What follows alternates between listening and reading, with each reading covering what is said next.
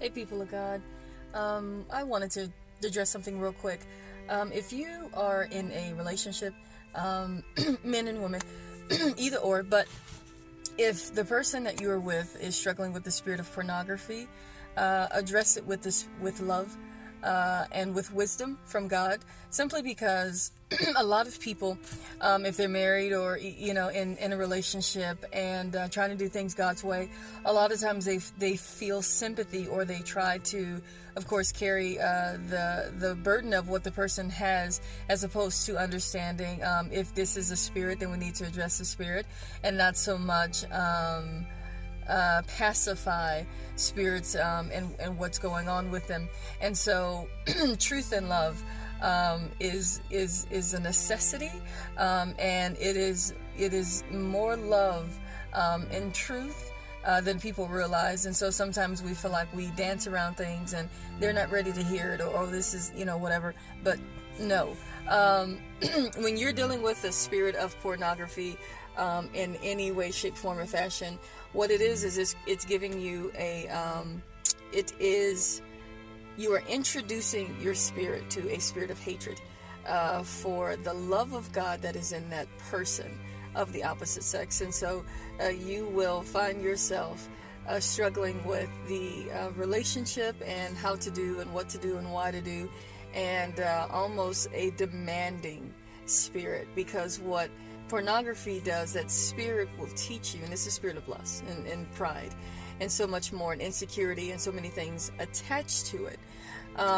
But what it does is it teaches you to take, and there's an aggressiveness behind that spirit, and so you will find yourself demanding and taking, and so you find a lot of women, a lot of men who will submit themselves to that spirit through the person they are with, because they are trying to find a way to make the person happy, not knowing that it's making a bigger situation and it's making things worse. And that, of course, is not their goal. However, the enemy begins to manipulate them through you because you've opened the door.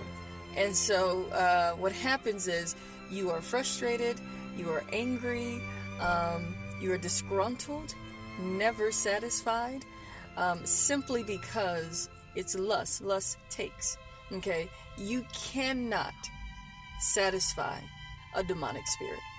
They are not there to be bridled, controlled. They want no control. Okay? They are ministers.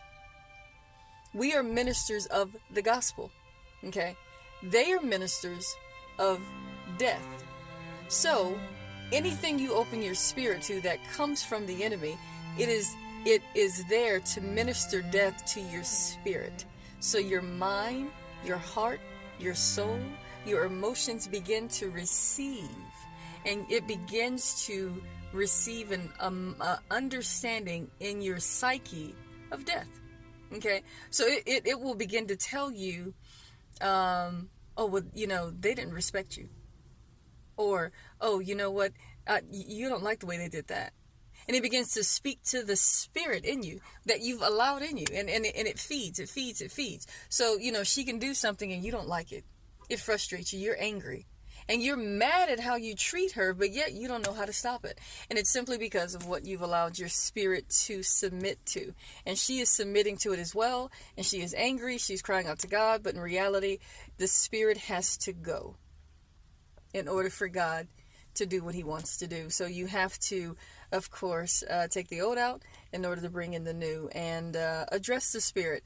Don't be afraid. Fear is not from God. So if you are afraid to address the spirit, then now your whole atmosphere is controlled by witchcraft, because now you're manipulated. You have insecurity. The same insecurity on them comes on you, and then now you guys are both trying to pacify demonic spirit that just has you all in an upheaval. Not God. Shut the door to pornography, not from him.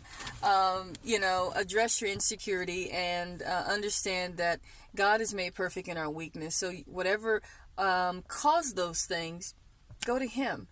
His job is to mend the broken heart. His job is to, of course, heal you. But if you have too much pride to open up in that area, then you've given the enemy access. No way around that.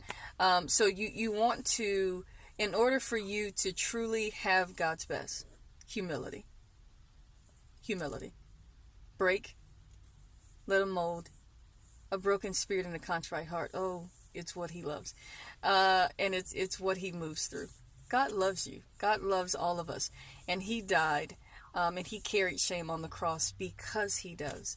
That shame that he carried, a lot of people, when they bring up what he did on the cross for us, they don't talk about the fact that they stripped him naked. They don't talk about those things that are so gruesome, that is so exposing, that the King of Kings and the Lord of Lords did that for us. He did that because he said, shame no longer has a hold on you. These things no longer have an effect. I took the effect out of it, but you give it strength when you submit yourself to these spirits. So you have to tell the spirit and the enemy no more. And so once you do that, you take back the authority and the control that God designed for you to have on this earth. But if you feel like you are constantly carrying all these weights and burdens, it's because you are not giving him complete access into your heart and in your world.